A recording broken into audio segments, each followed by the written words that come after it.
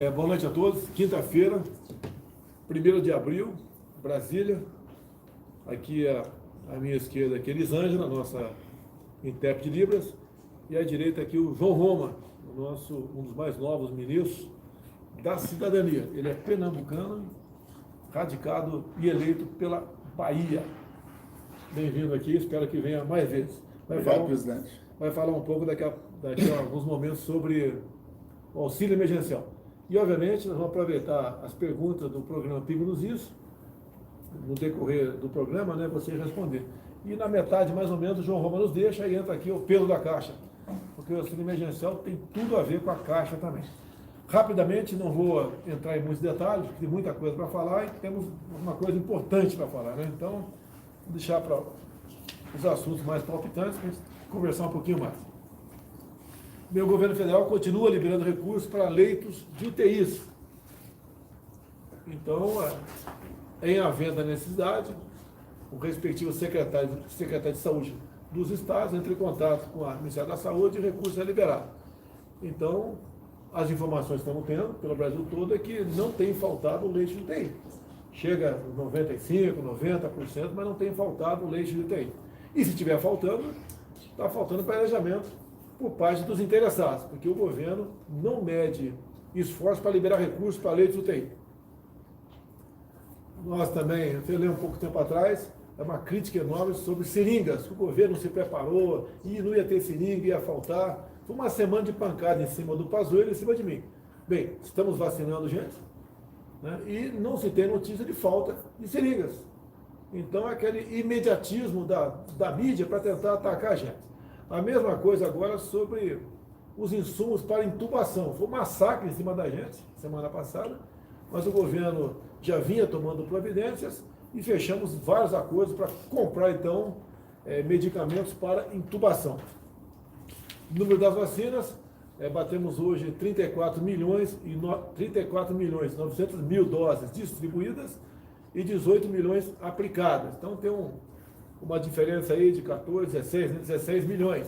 Isso ou o Estado não aplicou todas as vacinas, ou aplicou e da ponta da linha para o Ministério da Saúde não chegou essa informação da quantidade da quantidade das pessoas que receberam a vacina. A Anvisa aprovou o uso emergencial da vacina Janssen essa semana, e eu sempre disse, Romo, aqui, entre nós, Ministério da Saúde e a vacina, existia a Anvisa. A gente não pode ser irresponsável comprar algo que não tenha sido aprovado pela nossa Agência Nacional de Vigilância Sanitária. Alguns reclamam, né?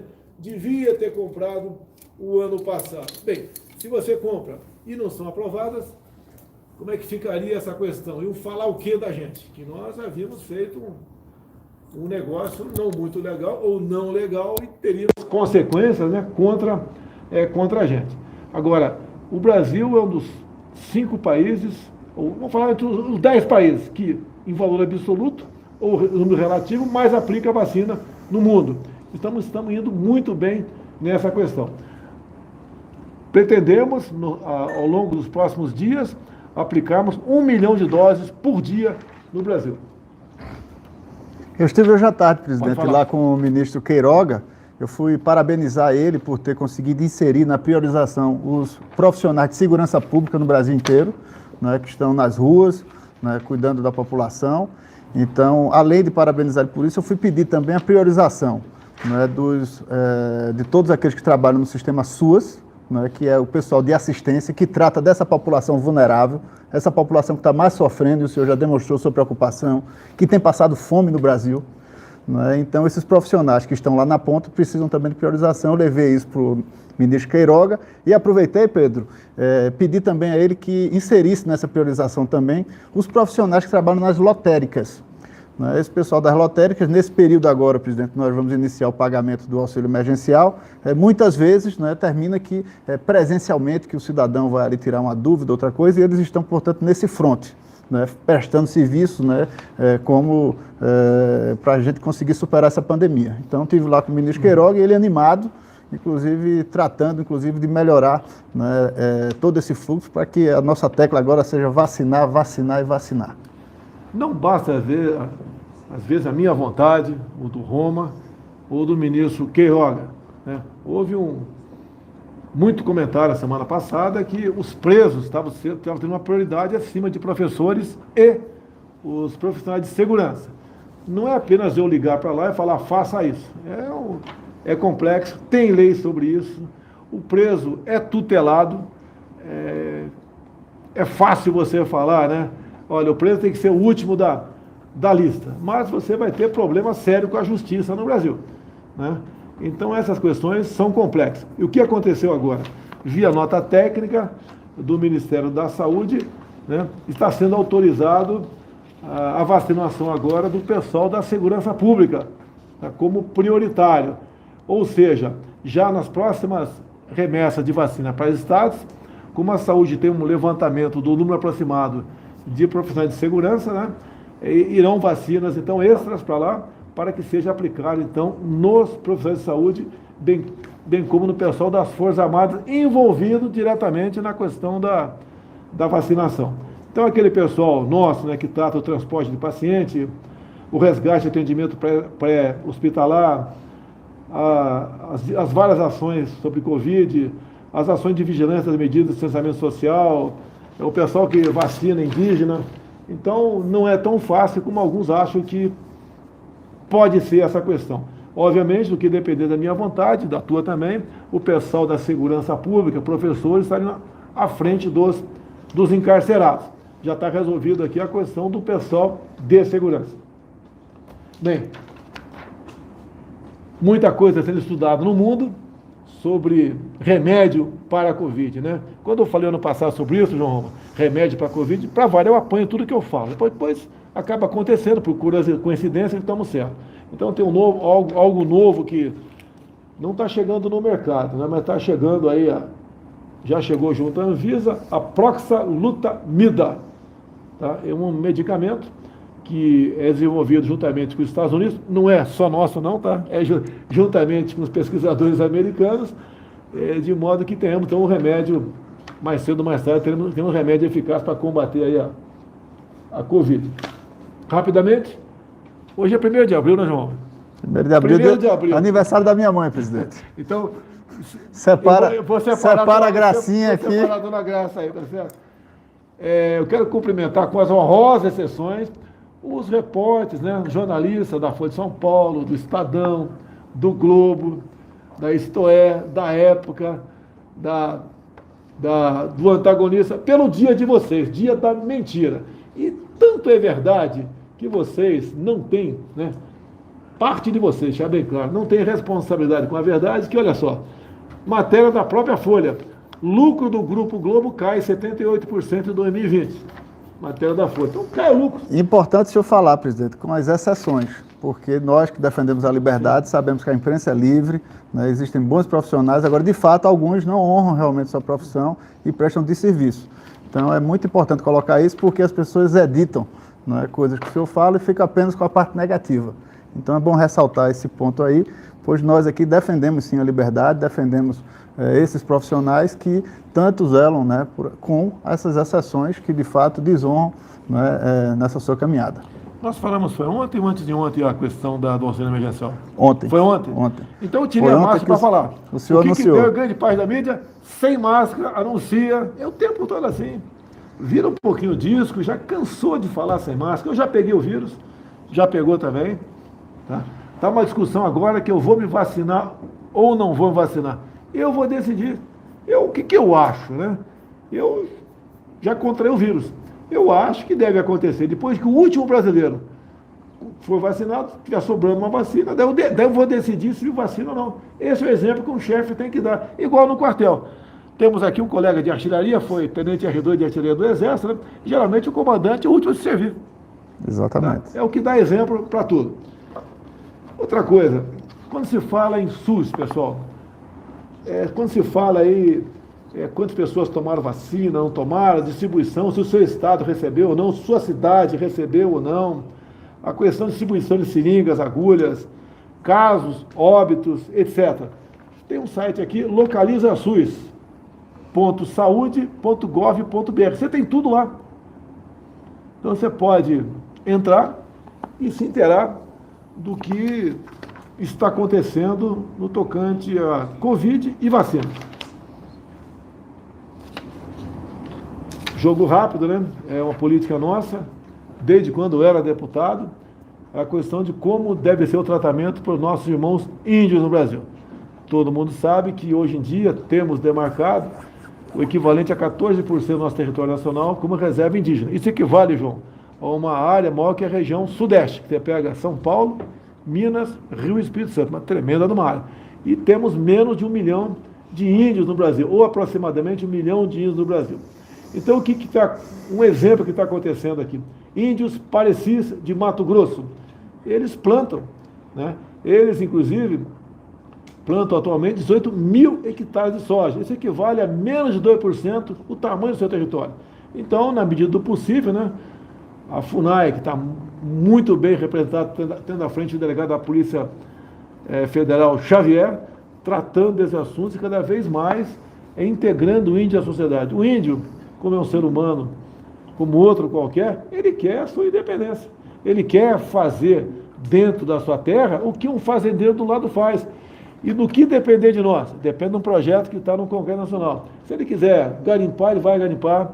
Quiser fazer com que possa ser construída uma hidrelétrica, irrigar, plantar, fazer tudo lá dentro. Essa é a liberdade que estamos dando para o índio. O índio não pode continuar sendo a vida toda, né, escravizado na mão de governantes. Tutelado pelo Estado, né? Tutelado pelo vezes Estado. Sendo... Bem, a semana passada, né, na quinta-feira, semana passada, quinta e sexta, chegou ali alguns caminhões chegaram de São Paulo com alimentos para a cidade de Aparecida. Houve um apelo do prefeito, que o pessoal estava com dificuldades enormes, que Aparecida é uma cidade que vive dos romeiros, do pessoal que vai lá visitar Aparecida. Isso aí foi a zero, tendo em vista aos decretos do governador de São Paulo, né, fechando tudo de forma indiscriminada. Então, Aparecida terminou a cidade, houve um socorro junto ao CEAGESP, junto também à primeira-dama, ao seu programa Pátria Voluntária. Até ela pediu, já que o aniversário dela foi dia 22 de março, né, semana passada, ela pediu... Eu citei isso, ela pediu, em vez de qualquer presente, que recebesse cesta básica. Sim. Então, isso foi um grande exemplo.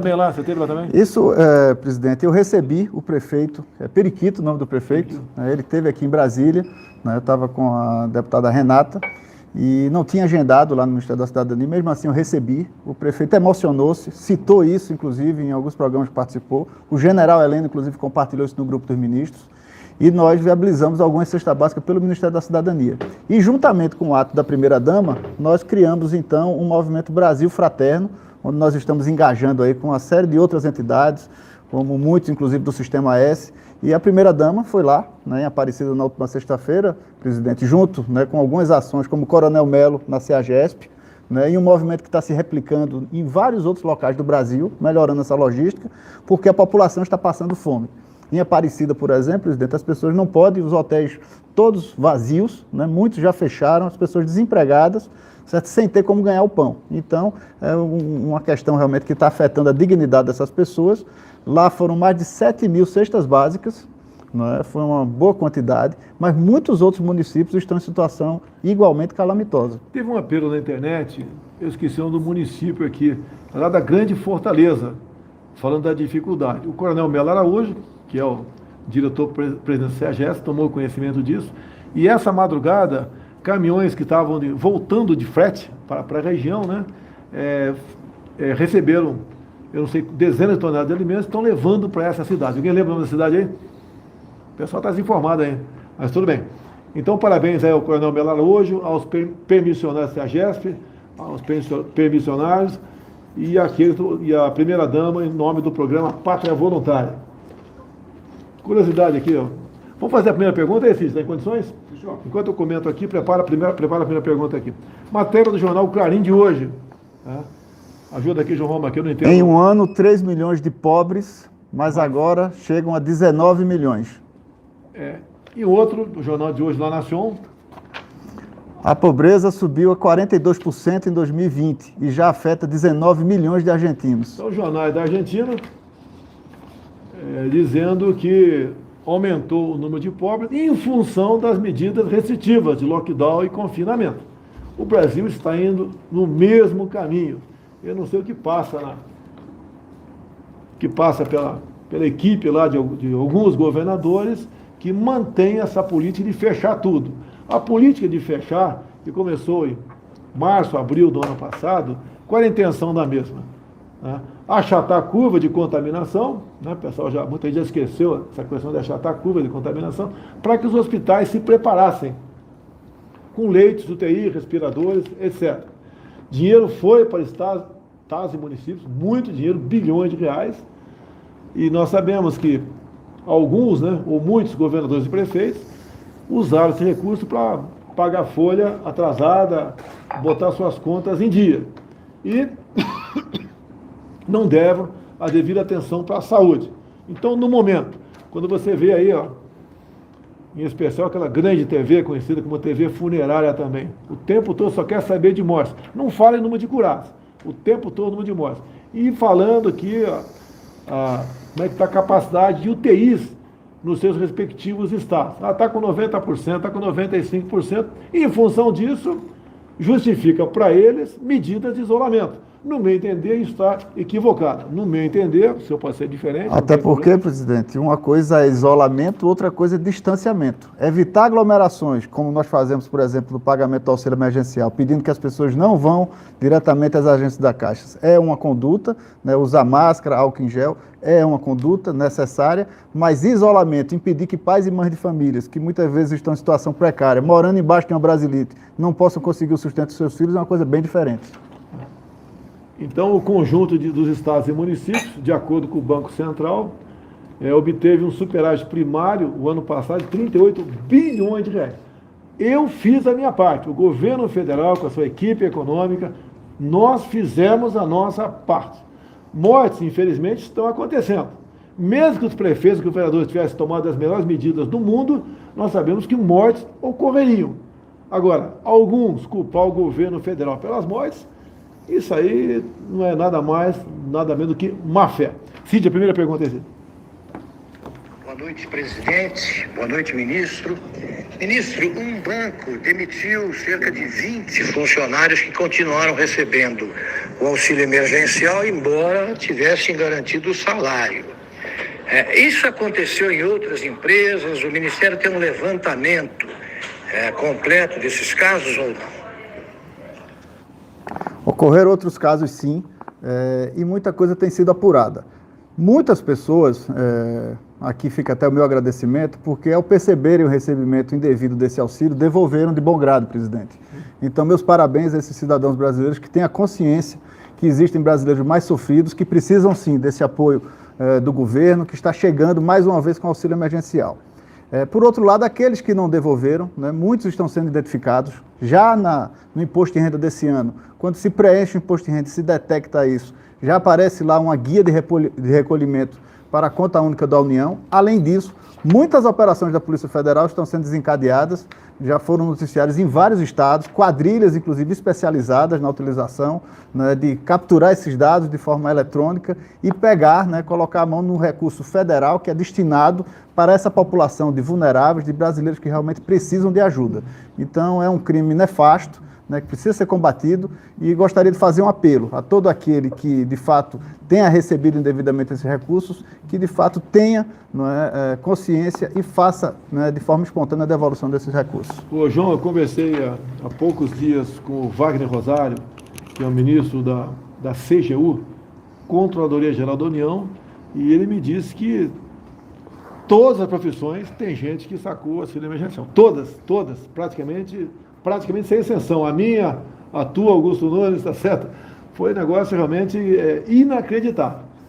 Mas a execução do auxílio emergencial no último ano, presidente, que executou 294 bilhões de reais, isso significa mais de 10 anos do Bolsa Família em apenas 9 meses, gerou também, né, para o Estado brasileiro uma gama muito grande de informações. E com essas informações, que são mais de 200 fontes de dados diferentes, nós conseguimos fazer cruzamentos, e com isso eu tenho certeza que nessa rodada do auxílio, né, teremos mais eficácia na destinação desses recursos. Aí nós agradecemos a participação da Dataprev, Dataprev, Caixa Econômica Federal, Canuto, Caixa Econômica Federal, todos os órgãos envolvidos, servidores e colaboradores que se dedicaram muito, é uma grande façanha, né? O Brasil certamente foi o país que conseguiu ter mais eficácia nesse programa no período de pandemia, né? Outros países, inclusive, que dispõem de muita tecnologia, não conseguiram, né, fazer chegar a uma gama tão grande, né, da nossa população o auxílio de forma efetiva, como o auxílio, né, que o governo federal conseguiu fazer chegar aos brasileiros. Levantamos aqui para onde está indo, então, dezenas de toneladas de cestas básicas que foram arrecadadas lá, que foram conseguidas lá na CEAGESP em São Paulo, bem como junto ao programa aí Pátria Voluntária, né? Tá. Então já saiu esse comboio, tem caminhões do Exército Brasileiro, tem caminhões de particulares, estão indo para a comunidade do Arisco, fica em Eusébio, no Ceará. A distância aproximadamente 3.000 quilômetros, bastante longo. Isso leva o quê? Uns 3, 4 dias de viagem? Se tiver motorista de sobressalente do lado ali, reserva ali. São 41 horas. 41 horas direto? Direto, sem parar. Cid, prepara outra pergunta assim. Salve, muito boa noite, presidente Jair Bolsonaro, boa noite, ministro João Roma. Olha, ministro, a minha pergunta é sobre as pessoas que estão sendo obrigadas a ficarem em casa e são pessoas que precisam trabalhar no dia a dia. Eu queria saber se é possível acudir essas pessoas, não só com esse auxílio emergencial, mas um específico para o que aconteceu na tragédia pessoal, ou seja, o impedimento de ganhar dinheiro. É possível definir, ministro, algum socorro especial a essas pessoas que não podem trabalhar, que têm profissão, que têm atividade, mas que estão sendo impedidos de trabalhar? Obrigado.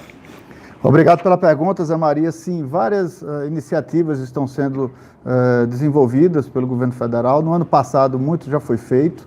Agora mesmo, no Ministério da Economia, se desenvolve o FAT do Bem, que são medidas que vão seguir diretamente a isso. Esse público que você falou, Zé Maria, são pessoas que já estão no mercado formalizado, não é exatamente o público ao qual o Ministério da Cidadania tem foco, que são os brasileiros vulneráveis, em situação mais delicada e muitos na informalidade, mas sem dúvida, medidas como, por exemplo, o amparo às empresas e a todo o setor de eventos, presidente, que tem sido muito prejudicado em todo o Brasil e certamente será um que ultimamente vai voltar às suas atividades depois da pandemia, né? Então, um setor muito afetado que envolve uma gama imensa de profissionais. Houve a mobilização, essa semana, inclusive, já teve a medida votada no Senado, segue para a Câmara e depois vem para a sanção, a apreciação e posterior sanção do presidente da República. Então, são várias medidas, Zé Maria, que atuam em relação a isso. Me perguntaram hoje de manhã também sobre aquele que, por exemplo, for demitido agora, né, nesse início de ano e que não estava no cadastro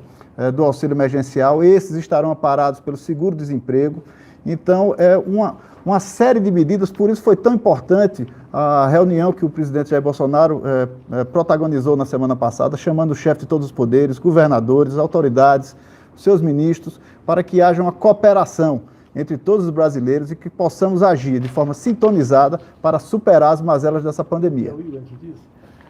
Então, olha só, eu vi um vídeo agora há pouco, eu acho que é do governador Wellington Dias, do Piauí, onde ele faz um apelo dramático que o governo federal não pode pagar R$250 a título de auxílio emergencial, tem que ser R$600, porque a pandemia não acabou. Bem, quem está acabando com o emprego é ele, o governador Wellington Dias, não somos nós aqui.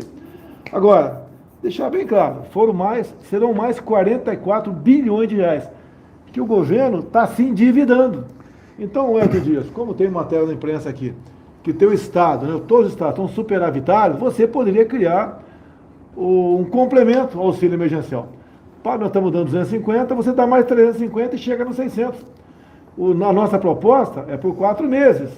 Você acha que tem que ficar até o final da pandemia? A partir, então, de agosto, setembro, você paga os 600 para o pessoal do teu estado, que você está tirando emprego das pessoas. Então, você tem que se responsabilizar. Não fazer um vídeo voltado para a demagogia culpando o governo federal. Nós demos bilhões para o seu estado, inclusive para equipar sua rede hospital, para comprar leite de UTI, para comprar respirador. E isso não foi feito. Então você faça a sua parte antes de criticar os outros. O que eu mais quero aqui é paz e harmonia com todos os governadores, sem exceção. Agora, essa forma barata de fazer política, isso aí não faz bem para a nossa democracia. Então, lembrando também, presidente, que esses 44 bilhões de reais foram avalizados, né, e pactuados com o Congresso Nacional. Foi o recurso que foi viabilizado, né, dentro de uma faceta onde a política social e a política econômica são duas faces de uma mesma moeda. Então isso, né, num momento como esse, onde o Brasil, enquanto nação, tem que superar essa pandemia, isso tem que ficar muito claro, porque nós temos que ter toda a responsabilidade fiscal, porque quando a economia não vai mal, não vai bem, isso também afeta aquela população mais pobre, aqueles mais vulneráveis, né? Então, isso é um recurso que foi disponibilizado para o governo e, com base nisso, é que o senhor definiu o novo auxílio em 4 parcelas.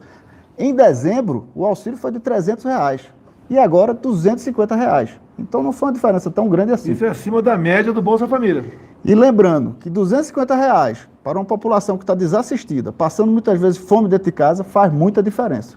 Eu adiciono para mais de 40 milhões de pessoas. Mais de 40 milhões de famílias, presidente. A gente sabe que o recurso é pequeno, sabe disso, ninguém está negando isso aí. Mas pelo volume de pessoas, em especial aqueles chamados de invisíveis, né? Os informais que perderam tudo, ajuda. A gente sabe que não é muito, é um quebra-galho, ajuda. Tá? É o que o governo pode fazer. Nós não podemos desequilibrar a nossa economia. Caso contrário, os efeitos desse desajuste da economia serão muito mais danosos. Vem inflação atrás disso, como está vendo a inflação. Inflação, carestia. Nós sabemos que a inflação da cesta básica foi maior do que, bem maior do que a inflação normal do ano passado. Agora isso vem de consequência. Consequência do quê? Muitos diziam, né? Fique em casa, a economia a gente vê depois. Vocês estão vendo a economia agora. Então essas pessoas que apoiaram o Fique em Casa, a economia a gente vê depois, são, em parte, né, responsáveis pelo que está acontecendo no Brasil.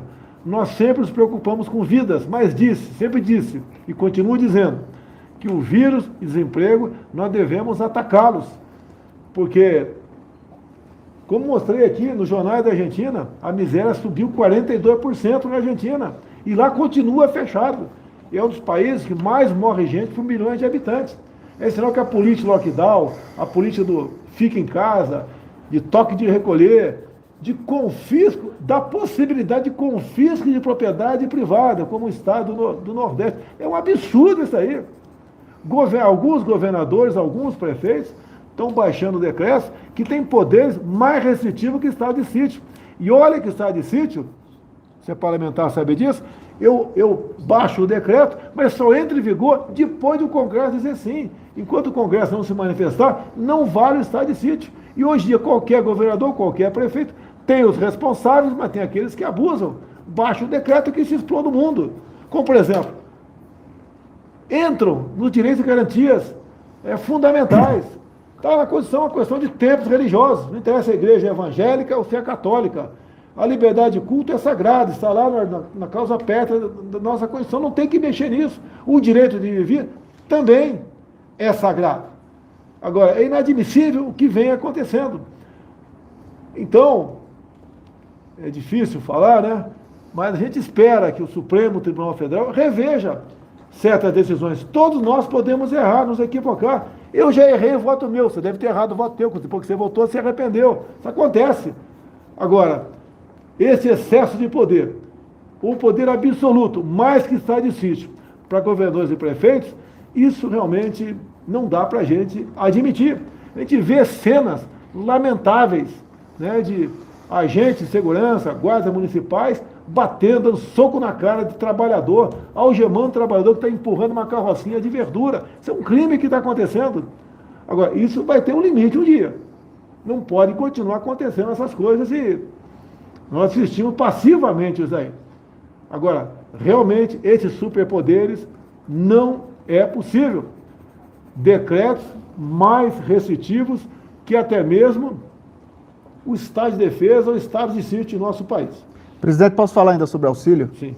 O auxílio emergencial será no valor de R$250, com 2 exceções. Família de uma pessoa só receberá R$150 e as mulheres chefes de família receberão R$375. Serão 4 parcelas, tendo início o pagamento agora no dia 6 de abril.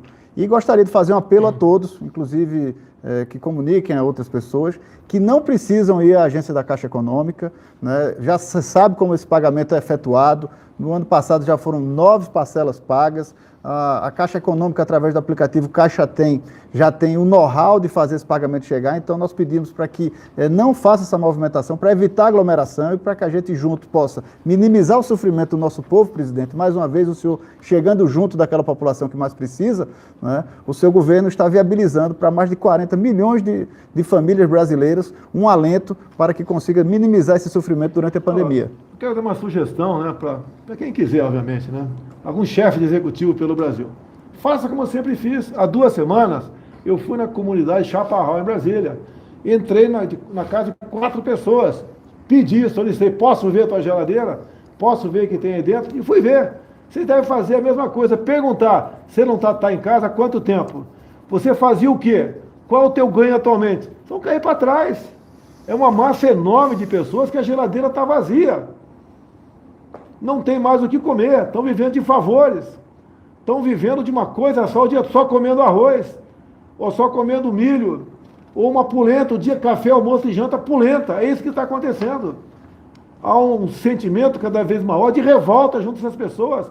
Repito aqui, eu temo por problemas sociais graves no Brasil. E como é que você vai combater isso? Eu quero repetir aqui. O meu exército brasileiro não vai às ruas para agir contra o povo ou para fazer cumprir decretos de governadores e prefeitos. Não vai. O meu exército, enquanto eu for presidente, não vai. O que estão esperando acontecer? Então o pessoal marca, até o dia 5 vai ao lockdown. De repente chega dia 5 prorroga mais uma semana. Agora, o pessoal quando perde um emprego, dificilmente arranja de novo. Quando ele fecha uma empresa, é quase impossível abri-la novamente.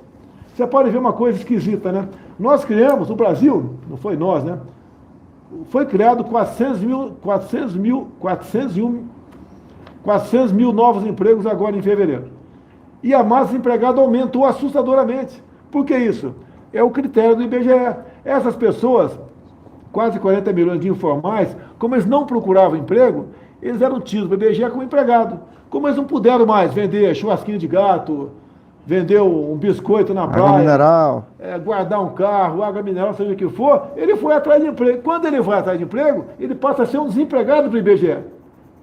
Então a metodologia, no meu entender, ela tem que ser revista, né? Se as pessoas assim entenderem, né? As pessoas do governo, de fora do governo, assim entenderem, porque é um dado falso, mentiroso, que você pode ver, quanto mais se cria emprego, mais aumenta os empregos no Brasil. Outra coisa bastante aqui, que não se fala mais, que passou a ser crime no Brasil, né? Tratamento precoce. Passou a ser crime. Você tem que ir para casa, seguir o protocolo Mandetta. Vai para casa, quando sentir falta de ar, vai para o hospital para ser entubado. Então o Conselho Federal de Medicina está lançando uma campanha, e como tem uma aceitação muito grande na nossa live aqui, eu não pedi autorização para o Conselho Federal de Medicina, mas como é público, eu vou divulgar. Até em função do quê? De um vídeo do médico brasileiro, tá, que receitou para uma pessoa que estava com sintomas de Covid, dipirona e paracetamol. Daí o paciente falou, doutor, eu quero tomar HCK, né, para não falar o nome aqui, porque vão bloquear minha página toda aqui. Ou outro medicamento qualquer. Daí ele falou, isso não tem protocolo para isso, não é recomendável, e não tem nenhuma comprovação científica. Daí ele falou, mas doutor, onde está escrito que dipirona e paracetamol é o remédio para a Covid? O médico ficou sem solução, sem resposta. Então vamos lá. Conselho Federal de Medicina, não sei ou não. CFM ressalta, o médico brasileiro sabe como tratar a Covid. O Conselho Federal de Medicina respeita a autonomia do médico. É aquela questão do off-label, o médico na ponta da linha, como não tem o remédio específico ainda, ele pode, em comum acordo com o paciente, com a família do médico, receitar aquilo que ele achar melhor. Procure o médico em caso de sintomas gripais. Ou seja, ele pode estar com Covid e achar que é uma gripe como outra qualquer. Então, o Conselho Federal de Medicina de forma bastante inteligente e preocupada com a vida do ser humano, né, manda procurar um médico. O médico ali pode rapidamente, né, quase ter a certeza, né, ou através de um teste, ter a certeza que é Covid e vai aplicar o tratamento conveniente a essa pessoa. Mais do CFM. O paciente com sintomas gripais deve ser acompanhado pelo médico de forma precoce. Não é como o Mandetta dizia, o candidato da Globo dizia, né? Depois que tiver falta de ar, aí complica. O médico brasileiro tem autonomia, junto com o seu paciente, para decidir o melhor tratamento e ponto final. Mais do CFM. CFM ressalta: o médico brasileiro é competente, respeitem a sua autonomia. Em falar em médico competente, quero me dirigir aos médicos aqui agora. Quando o Mandetta era ministro, foi votado um projeto no parlamento onde permitia às universidades particulares aplicar a prova de revalida. Foi aprovado pelo Congresso e depois chegou na minha mesa, estava lá presente o Mandetta e mais gente do CFM, AMB, todo mundo lá. E era para eu sancionar o projeto como um todo. E eu tinha tomado conhecimento disso, fui alertado pela SAGE, né, que é um órgão de assessoria jurídica para mim lá, sobre aquele dispositivo. E falaram para mim, se sancionar isso aí, hoje em dia as públicas fazem o prova de revalida. As particulares também. Tem boas particulares e respeitáveis? Sim. Mas tem também aquelas que é só de fachada. Essa de fachada poderá simplesmente, de acordo com outros interesses, né, revalidar todo mundo. E dali, eu perguntei para o pessoal ali, né, sanciona ou veto? O Mandetta falou, sanciona. Os outros ficaram em silêncio. Quando ficaram em silêncio, eu questionei. Abri o jogo, é isso? Daí falaram, realmente vai ser o revalida quase que automático, né? Ou de acordo com outro critério qualquer, todo mundo vai ter o diploma de revalida. Eu vetei o projeto, voltou para a Câmara e tinha que ter 257 votos para derrubar meu voto. O Mandetta conseguiu 253. Então, por 4 votos, não se transformou aqui o Brasil como paraíso daqueles que fazem o curso em outros países para conseguir o revalida. O revalida continua, com o meu governo, voltou a ser aplicado. E a prova é difícil? Para mim é impossível passar numa prova dessa. Mas para quem fez uma boa faculdade lá fora, pode passar no revalida aqui dentro. Então, o Conselho Federal da Medicina, nessa última que eu mostrei aqui, né, o médico brasileiro é competente. E quem fez a revalida e foi aprovado também é competente. A última aqui, do CFM, tem mais, né?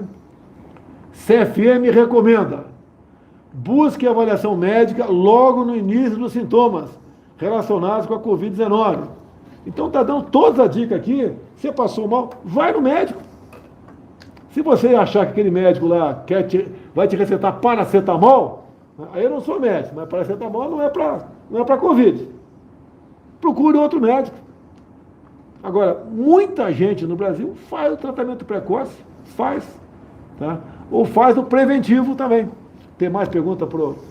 Presidente, posso fazer um agradecimento em nome do povo baiano? Pode fazer. O Pedro senta aqui. Pedro, o seu governo, presidente, através do nosso querido ministro Tarcísio, liberou mais um trecho duplicado da BR-116, que vai da nossa querida cidade de Santanópolis, né, passando por Santa Bárbara. Santa Bárbara, o nome da santa, padroeira da artilharia, sim. Não é? Mas a cidade também que tem um excelente requeijão. Tarcísio recebeu o requeijão. Eu quero fazer um apelo, né, para o meu amigo Adi França, prefeito de Santa Bárbara, Jacó, vice-prefeito, a turma toda lá, que tem que viabilizar também o requeijão presidente Bolsonaro. Não é? E já estamos aí dando sequência para chegar com essa duplicação até a cidade de Serrinha. Né? O prefeito Adriano esteve aqui conosco essa semana. Então, isso é um adiante vida muito grande, presidente, né, para toda aquela população. Isso atinge também a todas as pessoas que passam um problema muito grave lá, a questão do rodoanel de Feira de Santana, né, a rotatória de Feira, que retém, né, e isso atrapalha muito a vida dos baianos. Então, o seu governo, rapidamente, através do ministro Tarcísio, conseguiu fazer esse avanço dentro da BR-116, o que é muito positivo para todos os baianos. Eu queria lhe fazer esse agradecimento. Não, vamos lá, pessoal. São muitos recados que vêm. Estava previsto sua ida, né? Até o prefeito de Feira, Colbert Martins, que foi deputado junto com o senhor, estava ansioso lá querendo receber sua visita. Feira é a maior cidade do interior do Nordeste brasileiro, e agrega uma quantidade muito grande de pessoas. Curiosidade, é perto de Jacobina ou não? Não, Jacobina já fica na Chapada, certo? Mas vamos lá também. Jacobina é uma cidade muito charmosa, certo? Encantadora e merece a visita do presidente Bolsonaro. Curiosidade, nos anos 80, eu vi na televisão, né? Nova Serra Pelada na Bahia. Cidade de saúde, próximo de Jacobina. Peguei mais 5 PQD comigo e fomos para lá, que meu pai foi garimpeiro, né? Fiquei 4 dias no garimpo. Não achei nada. Se tivesse achado, estaria até hoje lá. Teria pego um eito para mim, né? Um eito de terra. Essa cidade, onde, se Deus quiser, vai chegar a duplicação da BR, presidente, a cidade de Serrinha, tinha lá também mina de ouro. Nossa, o Brasil é muito rico. A Bahia tem um potencial mineral gigantesco, e vamos avançar, inclusive, com a questão do licenciamento, para cada vez mais a gente possa fazer isso. A FIOL também vai ser uma mão na roda para que a gente possa ampliar a nossa produção. É uma pena essa pandemia acontecer, né? Além das mortes que a gente lamenta, obviamente, mas além do planejamento, final de 2019, tu estava acompanhando a gente, o Brasil estava voando, né? Na economia, obras, muita coisa, e a pandemia vindo atrasou e muito a gente. O nosso sonho de avançar na questão do nióbio, no grafeno, da dessalinização de água, a questão da tabela de imposto de renda, a gente queria mexer também, muita coisa ficou para trás. E a gente lamenta que esse endividamento nosso, em mais de 700 bilhões de reais, vai ter repercussão negativa por muito tempo, não só para nós, mas com as futuras gerações também. Então, a gente condena os ataques baratos de algum, né, criticando o valor do auxílio emergencial, e ele, sendo governador, podia fazer a mesma coisa que eu, e divide o seu estado, né, e paga o auxílio emergencial. O Brasil vai vencer, presidente, e Deus abençoe o Brasil, e vamos dedicar todo o nosso trabalho, todo o nosso talento, porque a nossa população merece, sim, ser bem dirigida, e nós temos muito que avançar. Então, vamos vencer essa pandemia, vamos vacinar a população, e todos vão se orgulhar muito ainda do governo Bolsonaro. João, obrigado por ter aceitado o convite, né, ser ministro. É um ministério bastante importante o teu, juntamente com o da Damares, né? Fica lá no mesmo prédio. No mesmo prédio, tá certo. Então, é complicado. Quinta-feira você podia estar em casa aqui, hoje é feriado, está trabalhando, vai trabalhar com todo... Mas amanhã, se Deus quiser, eu estou lá no interior da Bahia com Roberta, Joãozinho e Clarice, presidente. Mas não tem, toda hora tem um telefone, tem alguma coisa para a gente discutir um assunto. Muito obrigado, então, João Roma. Até obrigado, a próxima, se Deus quiser. Um abraço. Senta agora aqui o Pedro Guimarães, presidente da Caixa Econômica Federal. Enquanto ele senta aqui, 3 ministros foram trocados durante a semana e 3 aqui foram remanejados. Eu vou falar um pouquinho apenas do Ministério da Defesa, onde houve uma especulação enorme da mídia, né? Está politizando, quer fazer isso, quer fazer aquilo. Curiosidade, quem era e quem é o atual ministro da Defesa? Ambos são generais de exército, do último posto da carreira, generais de 4 estrelas, que obviamente vocês sabem que o militar da ativa não pode sequer estar afiliado a qualquer partido político. Agora, eu estou politizando, colocando generais do último posto dentro da defesa? E quem acha que sim, eu vou responder aqui. No passado, a Dilma Rousseff botou o Jacques Wagner, ex-governador da Bahia, do PT, para ser ministro da Defesa. Isso é politizar? Ou eu que estou politizando? E ele colocou lá na Secretaria-Geral da Defesa a senhora Eva Chavon, casada com 02 do MST, a vida pregressa dela pela CUT, tá, okay? E ela era conhecida como Dilma da Bahia. Estava politizando a defesa ou era eu que estava politizando? Depois também tivemos aqui o senhor Aldo Rebelo, do Partido Comunista do Brasil. Então alguém do PCdoB à frente do Ministério da Defesa. A imprensa criticou? Não. Tem 4 3 ou 4 generais da reserva, lamentavelmente, já trabalharam comigo, né? São as pessoas que a imprensa dá um espaço especial para tecer comentários sobre isso daí.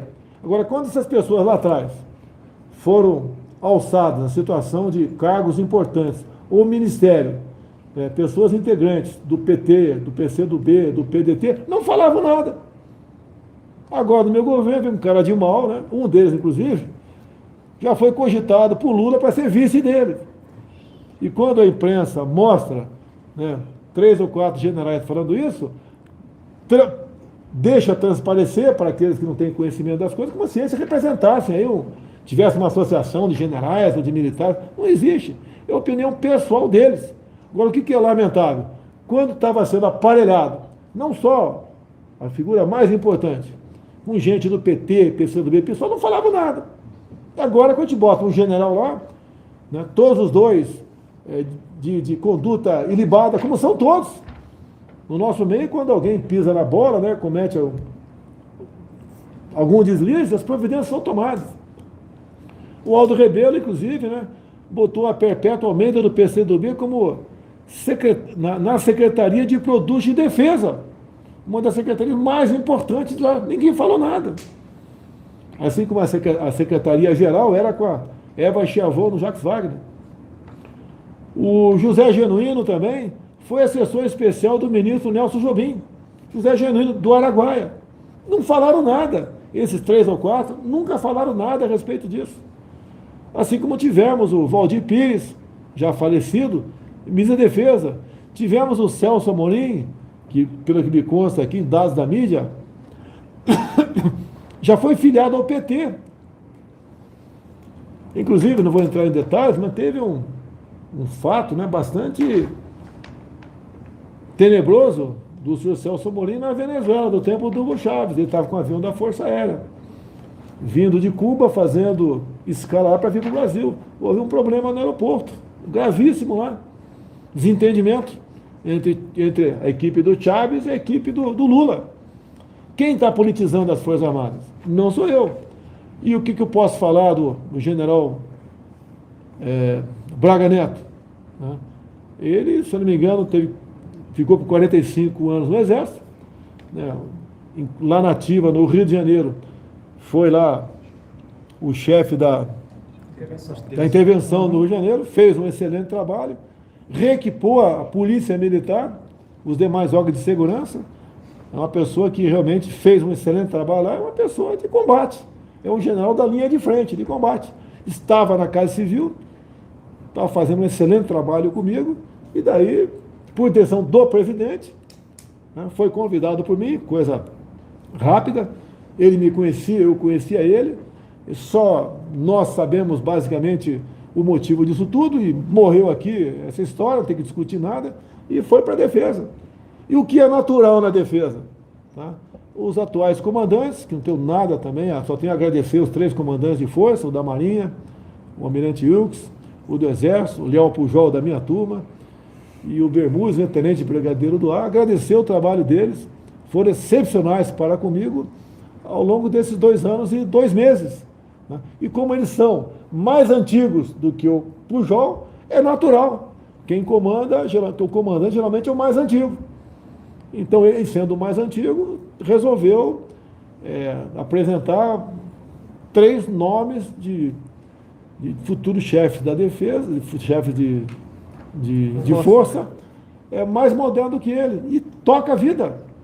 E eu sempre falei para todos os meus ministros, todos, sem exceção, né? Onde é o nosso jogo? Nosso jogo é dentro das 4 linhas da Constituição. Nós não vamos sair desse retângulo, né, ou desse quadrado, e também devemos nos preocupar com quem está jogando fora desse quadrado, que está agindo de forma errada. E alguma providência, né, legal tem que ser tomada contra quem está agindo fora dessas linhas. Estou errado? Onde vocês viram ou ouviram, né, uma só ação minha, um ato que visasse aí, temos aqui algo fora da Constituição, um arrobo de autoritarismo, vamos fechar isso, vamos censurar aquilo. Nada, nunca tiveram nada a meu respeito. Agora tem um montão sobre governos anteriores, em especial do PT. Vejam a análise da conjuntura de 2014. O PT realizou na Bahia um encontro e botou no papel. Veja o que aconteceu com a senhora Dilma Rousseff em 2014 em Quito, no Equador. As medidas propostas por ela, juntamente com o Foro de São Paulo. É só estar na internet e são precisas informações. Lá na Bahia, onde erramos. Lá, claro, erramos em não modificar os currículos militares.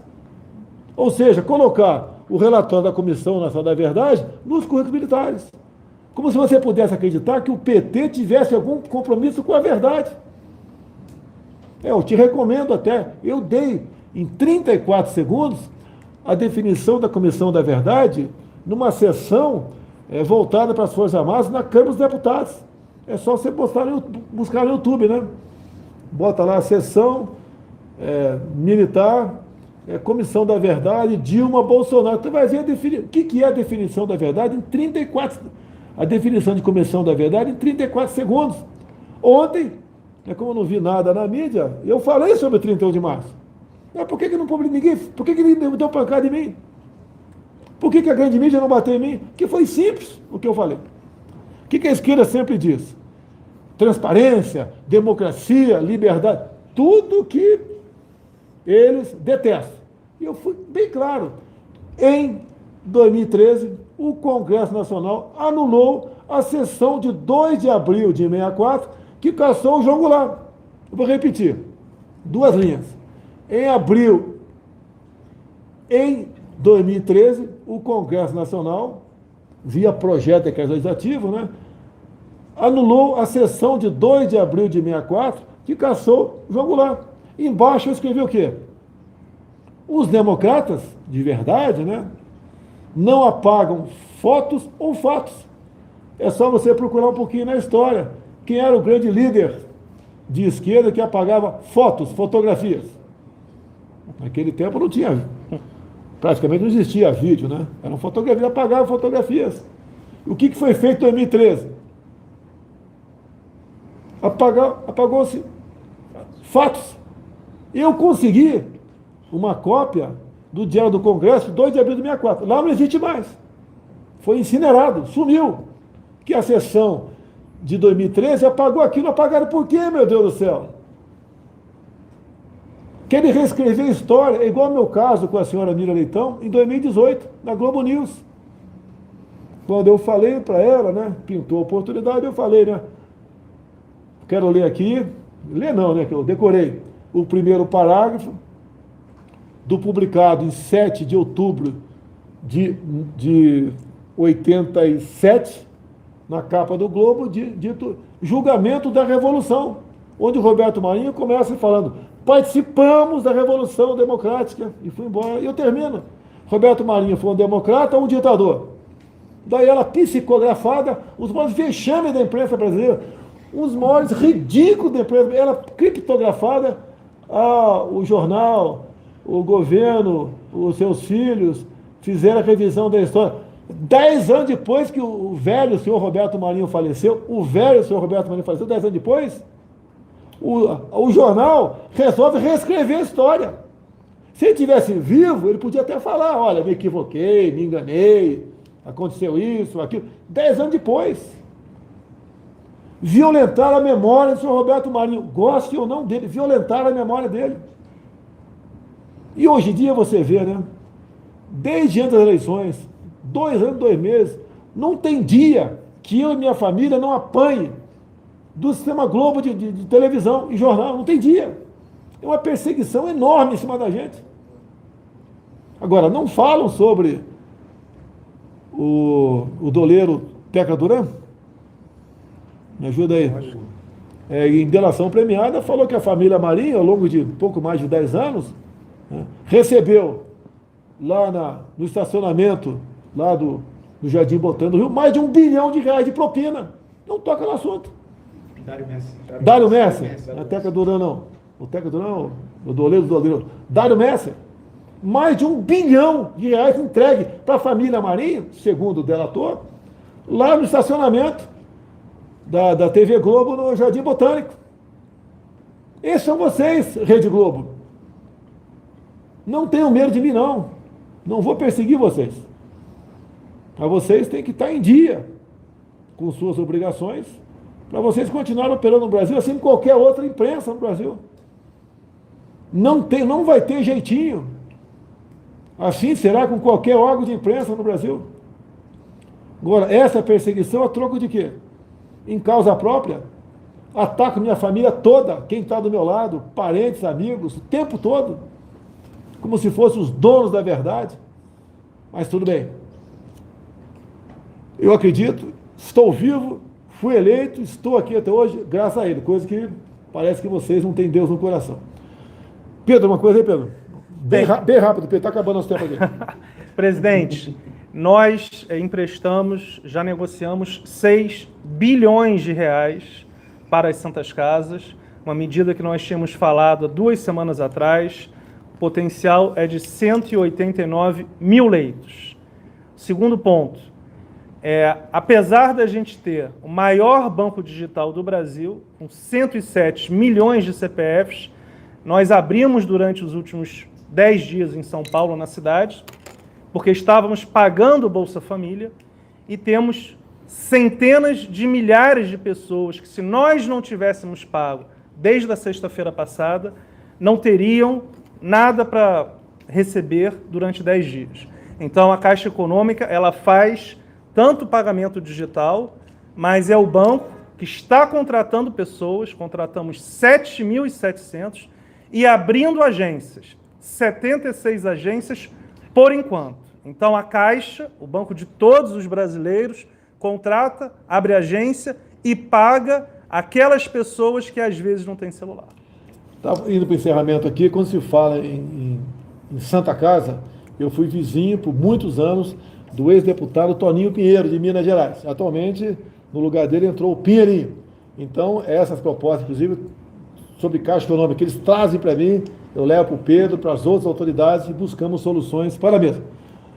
Facebook, YouTube e Instagram juntos, temos na ordem de 80 mil pessoas, né? Pico nos está ganhando da gente, 97 mil. Foco no Brasil 2, Folha Política 4, Jovem Pan News 24. Total um pouco mais de 200 mil pessoas, só que a gente acredita que 400 mil pessoas estejam nos ouvindo no Brasil. Agradecer aqui o Lisboa. Bota a cara aqui atrás, Lisboa, rapidinho aqui. A tua cara feia aqui atrás. Aqui. A Lisboa, eu encontrei aqui, estava no cercadinho. Trouxe aqui para ver a nossa live, assistir. Invadir a live, hein? Qual é o nome do teu blog aí? Como é que é o teu blog aí? O vlog do Lisboa, tá? E você que tá desse lado, fique numa boa. Hoje não tem beijinho hétero aqui, tá, Jorge? Que não, hein? Pessoal, ok?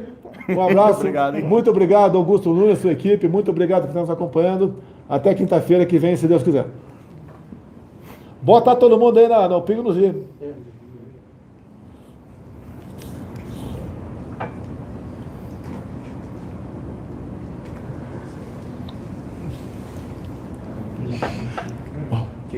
Bota na TV.